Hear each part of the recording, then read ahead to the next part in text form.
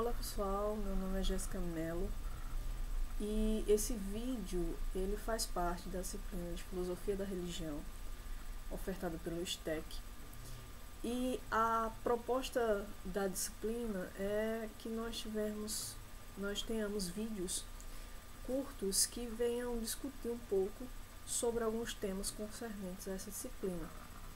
E o objetivo desse vídeo é falar acerca da ideia de Deus na filosofia grega, ou a existência de Deus nessa filosofia. Como ocidentais, quando a gente pensa em filosofia, a gente recorre diretamente à Grécia Antiga, lá no século VI, com o advento da filosofia. Então, o que é que a nossa ideia aqui é pensar o que é que esses caras pensavam, filosofavam acerca de Deus, sobre a existência de Deus, ou se não Deus, de uma divindade, de um ser que fosse superior.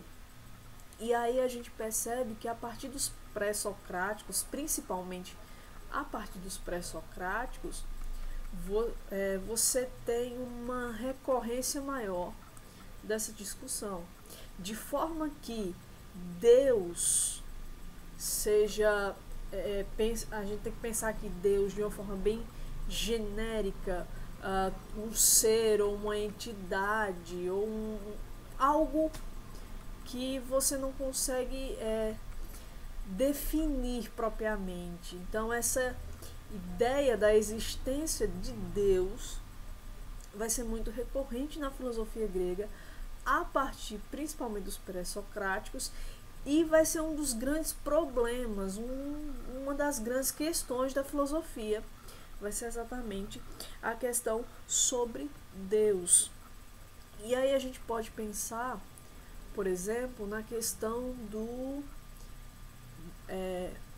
aquela ideia do Platão sobre o mundo ideal e o mundo real, que está ali bem especificado, tá, de forma bem didática, no mito das cavernas. Se você ler o mito das cavernas do Platão, vai ficar bem evidenciado essa ideia que ele tinha sobre o mundo ideal e o mundo real, ou seja, um mundo no qual ele é superior. Então você tem a essência, você tem as ideias, e você tem um mundo sensível, um mundo real, que é um mundo mutável. Diferente desse mundo ideal, da essência, que é algo imutável, nesse mundo sensível, que é o qual nós estamos, é o mundo das aparências, é o mundo da mutabilidade. Então as coisas estão constantemente em movimento, estão constantemente mudando. E esse argumento platônico sobre o mundo das ideias é uma tentativa que esse filósofo faz de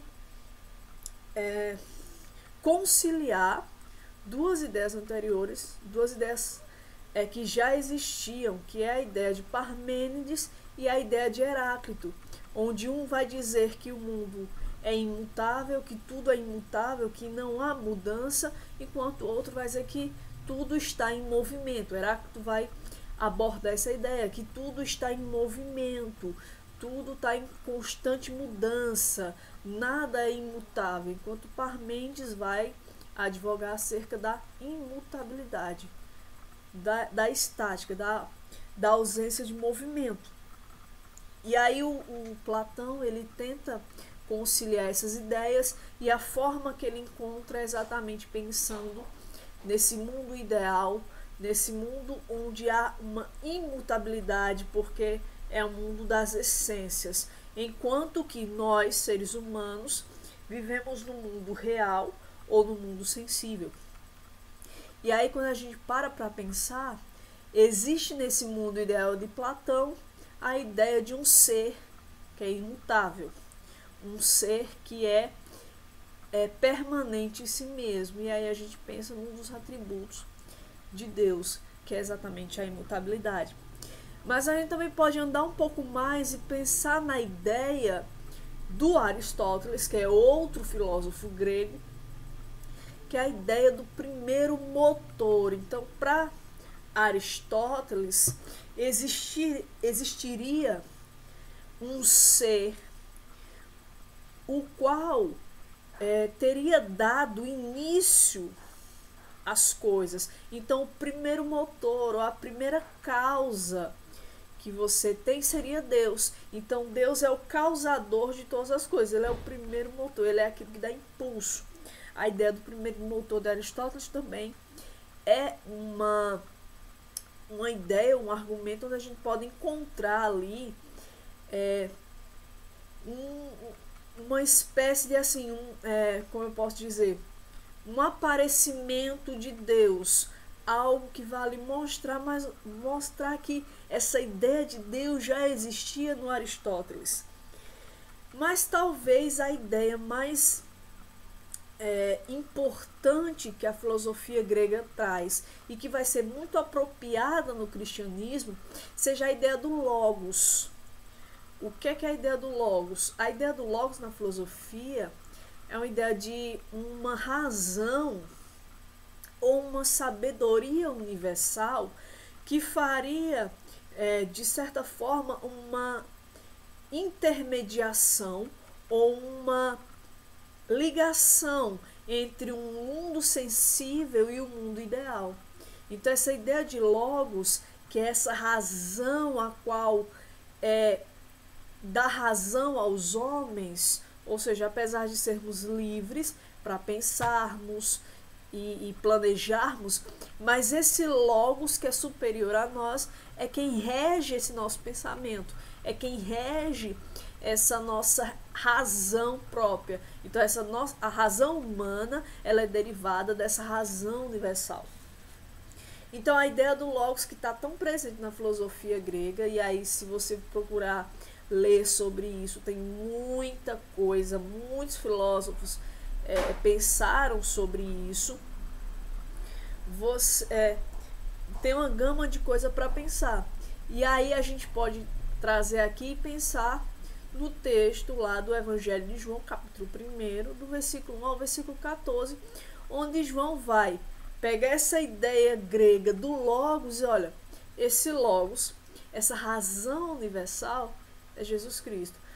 No seu Evangelho, onde João está, onde a proposta do apóstolo João é mostrar a divindade de Jesus, ele se apropria dessa ideia do logos para explicar exatamente o seu argumento, o seu ponto. Olha, Jesus é essa razão, Jesus é esse intermediário entre nós humanos no mundo sensível e Deus que está nesse mundo ideal.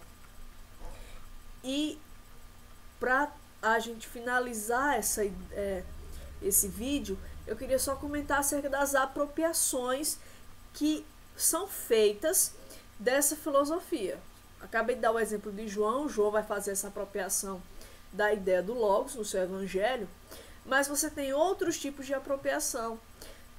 Por exemplo, ainda no século I, na cidade de Alexandria, que era uma das cidades mais importantes do Império Romano na época, existia um filósofo judeu, o nome dele era Filo, e Filo vai argumentar que tudo que a filosofia grega, tudo que os filósofos gregos pensaram de bom, tudo aquilo que eles pensaram acerca de Deus, foi uma recepção, foi uma apropriação que esses filósofos teriam feito da própria Torá.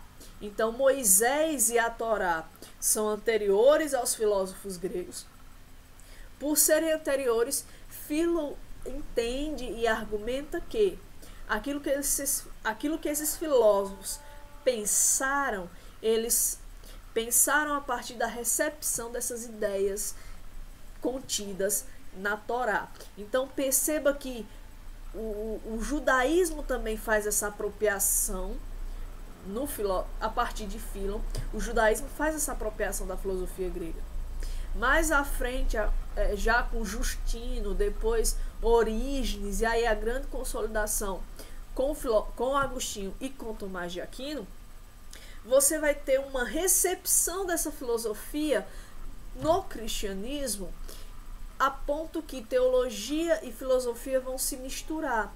você vai ter o advento da filosofia cristã, onde muitas ideias gregas vão ser inseridas, algumas vão ser adaptadas para trazer à fé cristã um status de racionalidade. E aí, se a gente pensa na era moderna, muitos filósofos modernos, eles vão argumentar que Agostinho, Tomás de Aquino, Anselmo da Cantuária, eles cristianizaram a filosofia grega. Bom, se a gente for por esse viés, a gente vai discutir, tem muita coisa para discutir, e não é o nosso propósito aqui. Nosso propósito aqui é mostrar que lá na filosofia grega você tem ideias, você tem argumentos que nos trazem lapsos sobre Deus, sobre a existência de Deus, e que essa filosofia, essas ideias foram recepcionadas no cristianismo e fizeram parte da formação da nossa formação teológica também, nessa mistura entre filosofia e teologia. Na descrição desse vídeo eu vou deixar 2 links, que são 2 textos, tá? Um deles é um artigo mais geral sobre as reflexões a respeito de Deus na filosofia grega. É um artigo mais geral, de ideias mais gerais. E o outro link é de um artigo que vai tratar sobre cristianismo e filosofia grega. Artigo curtinho, onde o autor vai tratar exatamente disso. Afinal de contas, a filosofia grega foi cristianizada ou não? Então ele vai debater um pouco essas ideias no seu texto. A gente fica por aqui e a gente se vê no próximo vídeo, certo? Eu espero que esse vídeo tenha sido produtivo para você e a gente se vê no próximo.